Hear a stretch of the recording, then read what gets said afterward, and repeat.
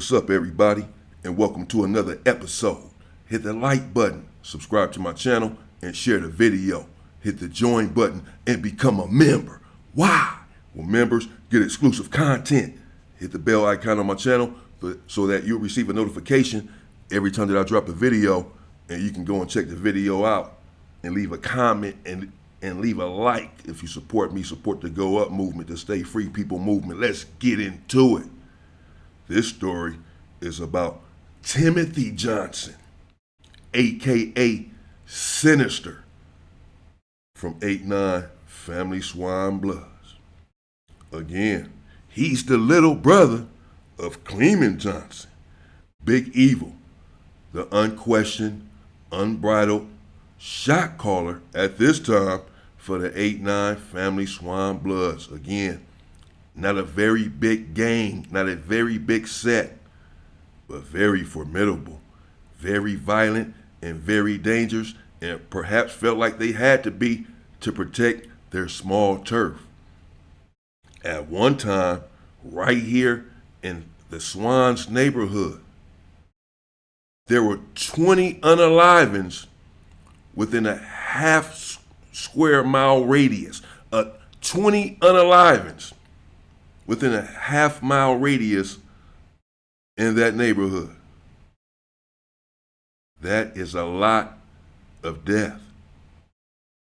And Timothy, like his brother, like his big brother, was growing up right here in this very, very violent, volatile neighborhood. And he too wanted to follow in his big brother's footsteps and join the gang and put himself on the map. He began to have a lot of fights growing up. And a lot of people were beginning to fear Timothy as he was getting older, partially because of who his big brother was. Big Evil, the very violent shot caller of this very gang, of this very violent gang. So Timothy naturally had a lot of respect from his comrades, even if he had yet to earn said respect. But he had set out to, in fact, earn his own respect and make his own name. And so, one time there in 1989, Timothy was arrested for a double homicide. He was arrested for 2 unalivings. However, he beat the case. He, like his big brother Evil, who had too been arrested and charged with multiple unalivings and had beat all of the cases, was gaining a reputation for unaliving people who ratted on them or any of the members. Gloria, Denise, and Albert had all been unalived for either talking on the case or preparing to talk on the case, and none of them were able to do so. They had all been unalived viciously. So the word was out. You do not want to snitch on Big Evil or Timothy. It could cost you your life. And so when he was arrested for the double homicide, no one came forward, and he beat the case. And he carried on. And Timothy, well, he became interested in rapping like a lot of young blacks at this time. 1989, 1990, 1991, rap was still sort of fresh on the scene. And people saw it as a means, a gateway, a conduit to get out of the catacombs, grottos, and ghettos of America. Timothy took a liking to the rapping, and he began to rap. And he formed a group. Now, what I sort of left out when I was talking about his big brother Evil is that Big Evil had formed or started a subset, a subgroup, if you will, of the SWANs called the 8-8 Mobsters. Some of these people were handpicked by Big Evil. He picked the most violent of the gang. And the 8-8 mobsters were known for, again, quick retaliation and unfettered violence. A clique that no one wanted to be in the crosshairs of. Big Evil, again, was the leader of this clique. And so when little brother Timothy began to rap, he named his rap group after that subset, the 8-8 mobsters. The rap group was called the 8-8 mobsters. Not there long after, in 1992, Timothy once again was arrested, this time for conspiracy to commit an unaliving. He was found guilty. And he went to prison. While in prison, his baby mother was walking on a 7800 block of Avalon and was shot down, gunned down in broad daylight. She was unalived. Timothy's album was not doing so well while he was there in prison. Due to the lack of commercial success, he pondered giving up on his rap career, but he continued, and he was released from prison.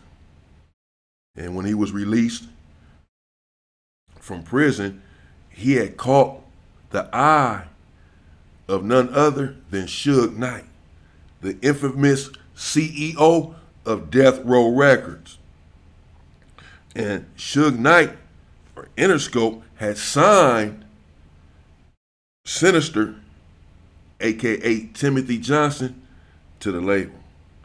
But his albums were not doing well. He had very little commercial success.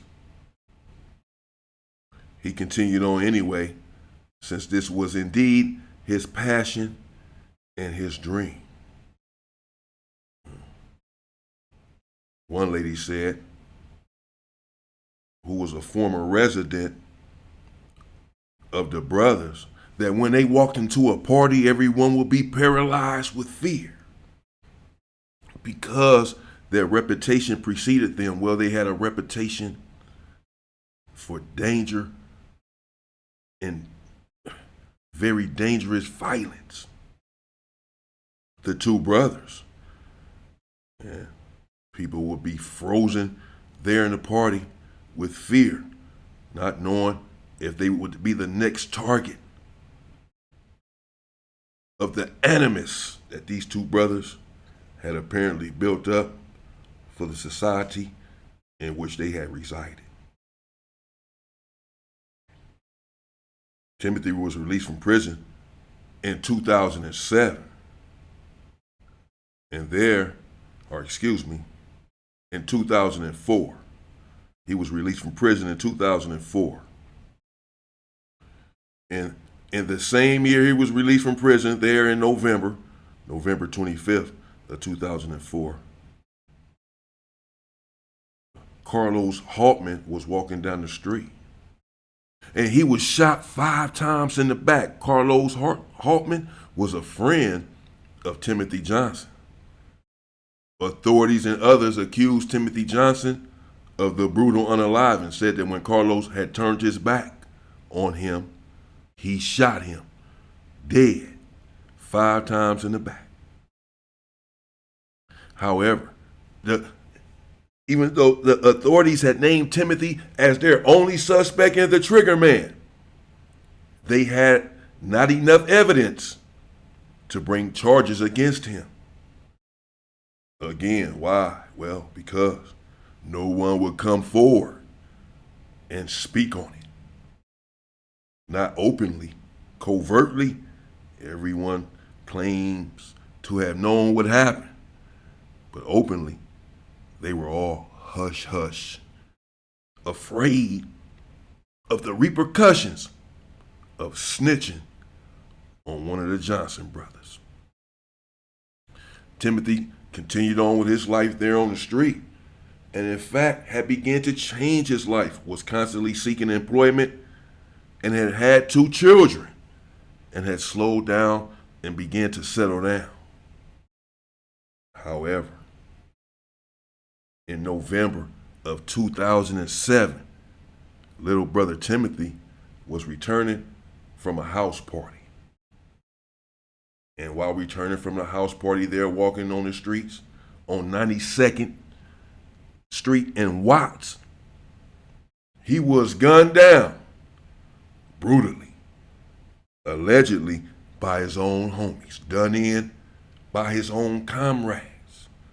Now, there's a little story behind his death, his demise, and why he was unalived and who done it. I'm not going to get into that. It is none of my business. All I can tell you is that he was unalived. You might say, well, none of this is your business. It's different than for me to get into the story of why he was allegedly why he was unalived. He wasn't allegedly unalived. He was unalived. But why he was unalived, supposedly by his own brethren, is something that is out of bounds for me to approach. I don't know what happened there, other than to tell you that on November of 2007, one night there in November of 2007, while returning from a party, he was indeed brutally unalived. And of course, his brother, his big brother, Big Evil, did not take that too well.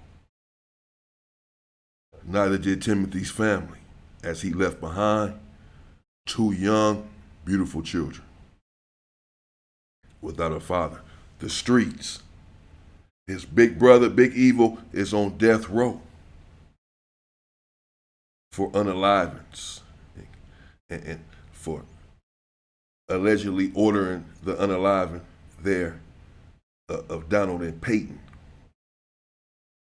Timothy, following in those same sort of footsteps, was arrested for a double unaliving, but had beat the case.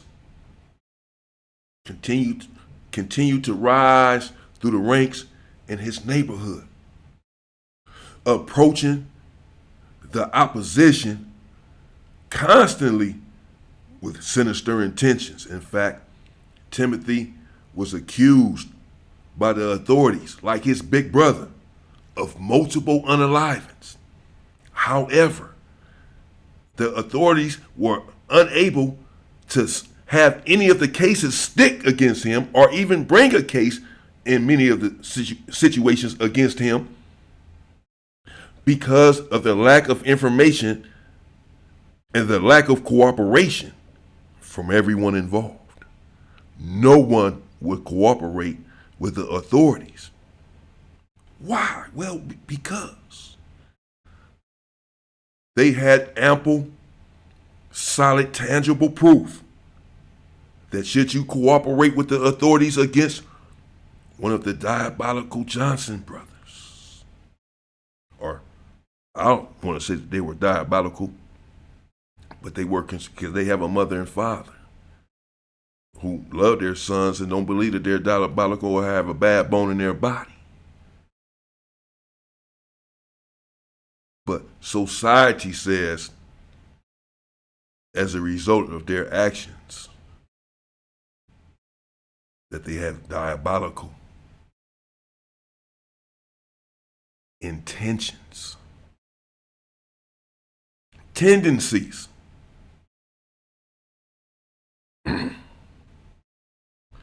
And something went wrong somewhere in all of this, to where years after Timothy was released from prison, again in 2004, and essentially accused of the unaliving of his friend Carlos. But he wasn't accused physically because no one would come forward. But the authorities named him the suspect, and the only suspect, said that they believed that he had committed the heinous crime, that he had gunned down his own friend in cold blood when he turned his back. But they did not have the necessary cooperation to corroborate it and prove it in court. And so Timothy continued on with his life. That was in 2004. He was released from prison, and then the unaliving of Carlos that same year.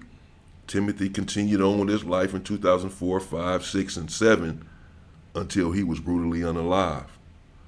Again, by forces unknown to me. Either way, rest in peace to Timothy Johnson and all the other people involved in this cycle of violence that leads to death row like his big brother is on, or the grave. There really is no in between, brothers. Cautionary tale: stay out of the street. Guide your little brother through an education. Teach him how to build generational wealth and to focus on generational wealth, not to focus on weaponry and maiming and harming his own brother, but instead explaining to him that it is not weakness to love your brother. It is, in fact, a sign of strength. I'll be back. Whew. Deep. In the meantime, stay free, people!